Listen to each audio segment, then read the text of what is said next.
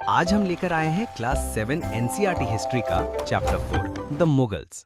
तो चलिए बिना देरी के सफर शुरू करते हैं मुगलों की दुनिया का। मिडिल एजेस में जब इतने डाइवर्स लोग और कल्चर्स एक साथ थे, तब किसी भी रूलर के लिए पूरा भारत एक साथ कंट्रोल करना काफी मुश्किल काम था। लेकिन मुगलों ने इस काम को संभाला और एक ऐसा एम्पायर बनाया जो पहले सिर्फ छोटी अवधियों के लिए ही संभव पा पाया था। 16वीं सेंचुरी के दूसरे हाफ से उन्होंने आगरा और दिल्ली से अपना एक्सपेंशन शुरू किया और 17वीं सेंचुरी तक लगभग पूरे सबकॉन्टिनेंट पर उनका कंट्रोल हो गया।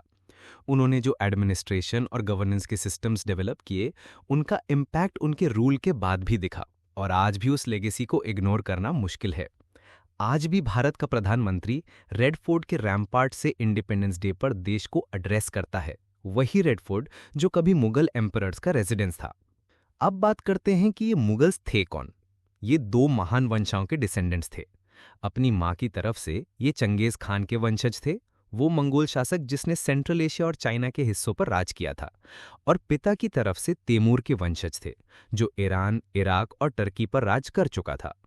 लेकिन मुगल्स खुद को कभी भी मंगोल या मुगल कहना पसंद नहीं करते थे, क्योंकि चंगेज खान का नाम खून खराबे और मास किलिंग से जुड़ा था। साथ ही उज़्बेक से भी उनका राइवलरी था, जो मंगोल बैकग्राउंड से ही थे। इसके विपरीत वो अपनी तैमूरिड एंसेस्ट्री पर गर्व करते थे, क्योंकि तैमूर ने 1398 में दिल्ली पर कब्जा किया था। हर मुगल एम्परर ने अपने और तैमूर के एक साथ पोर्ट्रेट्स बनवाए, अपने लीनिएज को सेलिब्रेट करने के लिए। बाबर, जो पहले मुगल एम्परर थे 1526 टू 1530, सिर्फ 12 साल के थे जब उन्होंने फरगना का गद्दी संभाली, लेकिन उज़्बेक्स के अटैक के कारण उन्हें अपना राज्य छोड़ना पड़ा।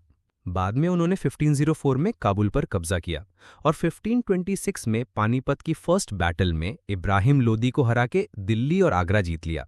मुगलों का सक्सेशन सिस्टम भी यूनिक था। जहां यूरोप में प्रिमिजेटर चलता था, यानी बड़ा बेटा ही राजगद्दी का वारिस बनता था, मुगल्स ने कोपार्सनरी सिस्टम फॉलो किया, जहां सभी बेटों में इनहेरिटेंस डिवाइड होती थी। आपके हिसाब से कौन सा सिस्टम ज्यादा फेयर है, प्रिमिजेटर या कोपार्सनरी? मुगलों का दूसरे रूलर्स के साथ रिलेशन भी इंटरेस्टिंग था। उन्होंने अक्सर उन राजाओं के खिलाफ कैंपेन्स किए जो उनकी अथॉरिटी को एक्सेप्ट नहीं करते थे। लेकिन जैसे जैसे उनकी ताकत बढ़ी, कई राजाओं ने खुद ही मुगल एम्पायर से जुड़ना चाहा, जैसे राजपूत। कुछ राजपूत रूलर्स ने अपनी बेटियों की शादी मुगल फैमिलीज में कर दी और उन्हें हाई पोजीशंस भी मिले। लेकिन सभी राजपूत ऐसे नहीं थे। मेवाड़ के सिसोदिया राजपूतों ने लंबे समय तक मुगल अथॉरिटी को एक्सेप्ट नहीं किया, लेकिन जब उन्हें हराया गया तो उन्हें इज्जत के साथ उनकी जमीन वतन जागीर के रूप में वापस दे दी गई। ये डिफीट के साथ साथ ऑनर देने वाली पॉलिसी मुगलों के एक्सपेंशन में मददगार बनी, लेकिन हमेशा इस बैलेंस को मेंटेन करना आसान नहीं था। जब एम्पायर एक्सपैंड हुआ तो मुगल्स ने अलग अलग बैकग्राउंड्स के लोगों को रिक्रूट किया, जैसे Turanis, Iranians, Indian Muslims, Afghans, Rajput और मराठास।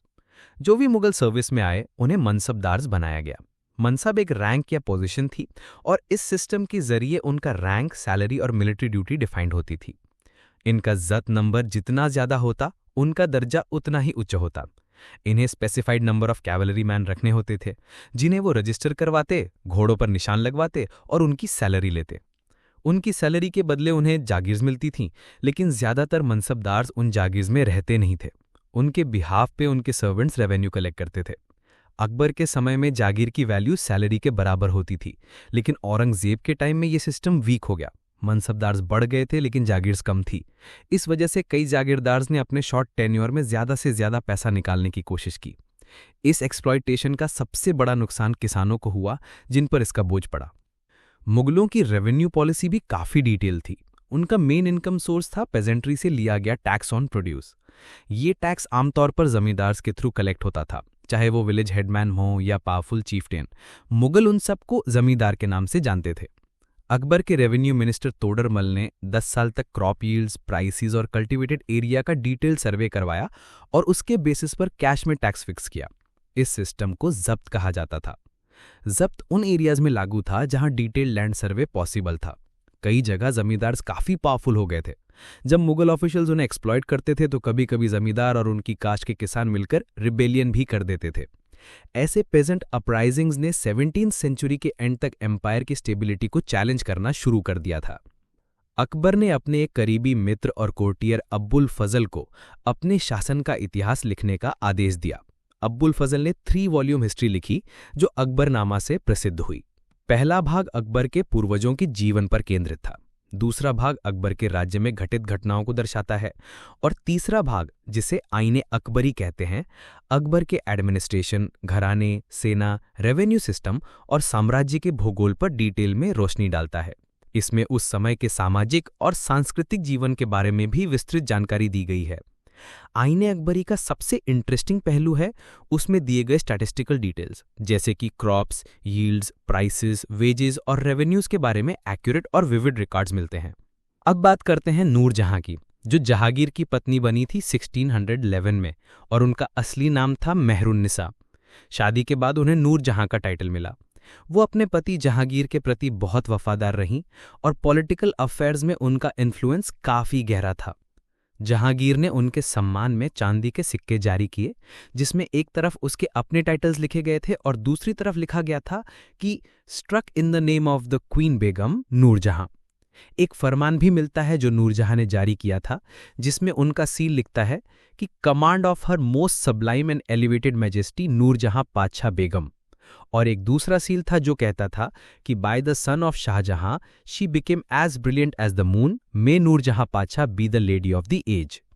17th सेंचुरी में मुगल एम्पायर अपनी मिलिट्री और एडमिनिस्ट्रेटिव एफिशिएंसी के कारण काफ़ी प्रॉस्परस बन गया था। बाहर से आने वाले इंटरनेशनल ट्रैवलर्स इसे एक फेबल्ड लैंड ऑफ वेल्थ के रूप में देखते थे, लेकिन वही लोग इस बात से हैरान भी होते थे कि इतनी दौलत के बीच काफ़ी लोग गरीबी में जी रहे हैं। ये इनइक्वालिटी काफ़ी साफ थी।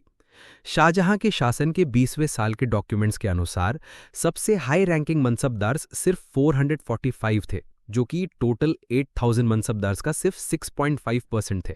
लेकिन यही लोग एम्पायर के टोटल रेवेन्यू का 61.5% सैलरी के रूप में ले जाते थे। मुगल एम्परर्स और उनके मनसबदार्स अपनी इनकम का बड़ा हिस्सा सैलरीज और गुड्स खरीदने में खर्च करते थे, जिसका फायदा क्राफ्ट्समैन और किसानों को मिलता था जो उन्हें ये सामान और उत्पादन सप्लाई करते थे। लेकिन रेवेन्यू कलेक्शन का स्केल इतना बड़ा था कि किसानों के पास अपने टूल्स या प्रोडक्टिविटी बढ़ाने के लिए कोई इन्वेस्टमेंट करने का स्कोप नहीं बचा था।